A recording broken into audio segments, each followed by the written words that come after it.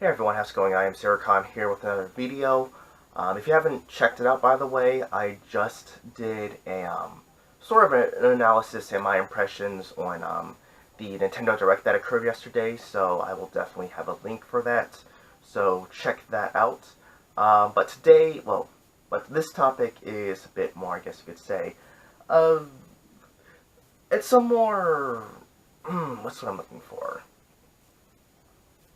It's not that it's a dark, but more, well, it's a more negative video, okay? So let's just jump into it. Hideki Kamiya, the developer, video game designer, who's done stuff like Wonderful 101, Bayonetta, and there's another game I'm missing. What game am I missing?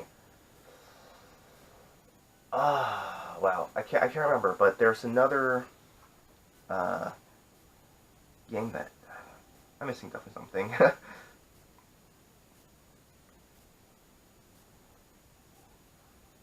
Well, I can't remember exactly what it was, but other game they worked on, but Okami, that's what I was gonna say. But he's just been a very crummy person. Like, this is something that I wasn't aware of, but it's been recently brought to my attention, probably about a month or so ago. Um, and especially over the past few days, this is really, well, no, it's yesterday that this really happened. But it's just really showed me what a crummy person this guy is. So on Twitter, he like is just like so quick to block and ban people and stuff, and it's just over the. I mean, yeah, if someone's like trolling you, I can definitely understand that, but he'll block people over stupid things, like asking him a question. Like, sure, maybe someone else asked him a question one time and he answered it, but and maybe he's got the same question. But if you're gonna block someone just for asking you a question that maybe they didn't know that you answered the question already, um, or like if he's being tagged or mentioned in a post that you make on Twitter, he'll block you.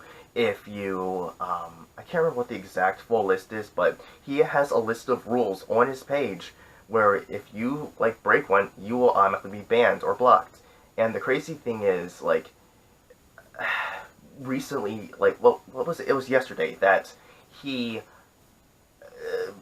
like, sort of threatened Nintendo in a way, which is kind of bold on his end. But he was sort of like threatening them, saying like, "Hey, if the Switch doesn't get an actual D-pad uh, development for no, it's like we'll lose enthusiasm or uh, motivation for making Bayonetta 3."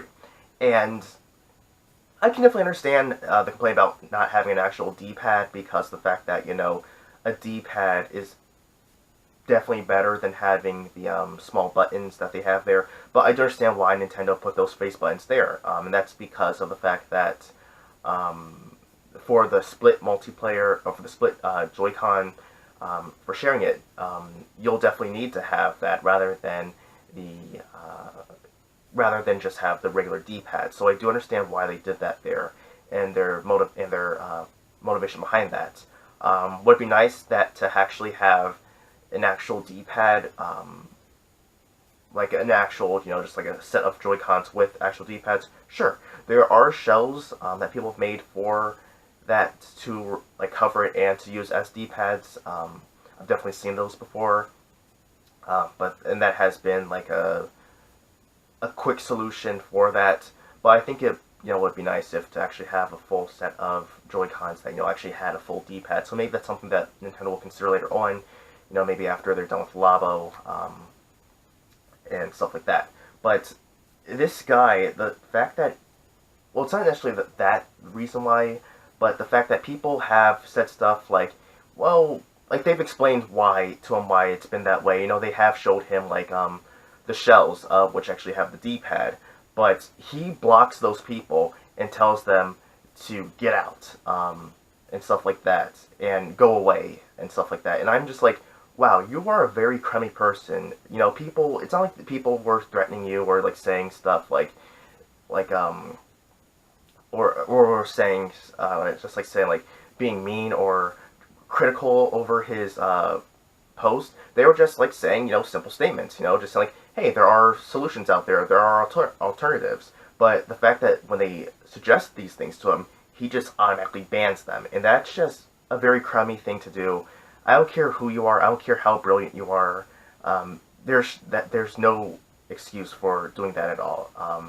And you know, and really, it seems like the only way to not be blocked and post something is if you're just kissing his butt, like, oh, you're such a great and brilliant designer.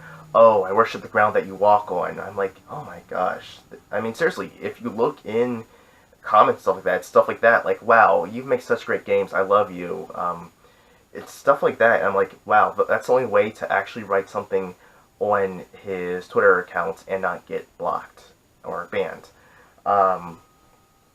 That's pretty pathetic. I mean, let's look at other Japanese developers. You know, like Shinji Mikami, who did work with Resident Evil stuff. Like, you know, he doesn't seem like the type of guy, or I haven't heard anything like that. Him doing stuff like that. Suda51 hasn't done anything like that. You know, he's not that type of person. Shigeru Miyamoto, nothing like that. Fumito Ueda, he did Shadow of Colossus. You know, you definitely don't hear stuff like that going on. Hideo Kojima, sorry, I was getting Hideki Kamiya and Hideo Kojima mixed up. But Kojima, he hasn't done anything like that, you know. These people, you know, they do their job. They, you know, try to please the fans, you know, or at least, you know, they at least make a pretense of they're trying to please their fans and stuff like that. But Kamiya, he's just an overall, just a jerk. I mean, seriously, there's no excuse for this guy. And also, you know, Koji Igarashi, you know, who did work on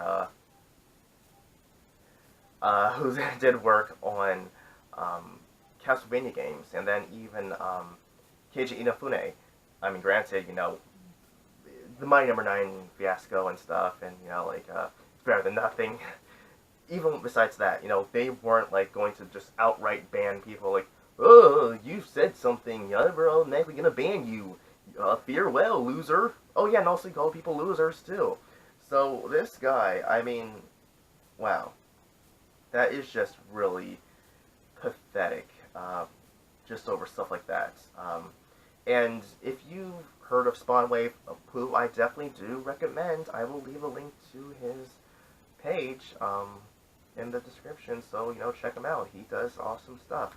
But someone, I think, tagged him and mentioned him in a tweet, and also mentioning Kamiya, and because of that, he was banned. He was blocked from Kamiya's page, and I'm like, wow, that is so pathetic. Now, granted, I did see that. Let's see. As of right now, it's like 42 minutes. It happened 42 minutes ago. That he was unblocked. Spawnwave said that today, Hideki Kamiya unblocked me. Dreams do come true. And I'm like, wow. I'm guessing that someone probably said something, because that's something which, in order to get unblocked, people have been like saying stuff to him, like saying, "Oh, hey, Hideki Kamiya-san, could you unblock so and so? They were really sorry, and they've seen the light now. They're really huge fans of your work, and they didn't really mean it." And that's like the only way to get him to unblock you, is to just like I said, kiss his butt, and that's just, wow. This guy is such an ego. Like, it's just like, wow. I just really just can't get over this guy, who just seems to really can't get over himself, in a different way, of course. Wow. But anyway, everyone, that's it for today. Check out the other video. Check out Spawnwave. He's a really down-to-earth guy who, you know, does tech stuff, does video game news stuff, and he'll even break stuff apart, but put it back together. So until next time, everyone, I'm egotistical. Have a good one.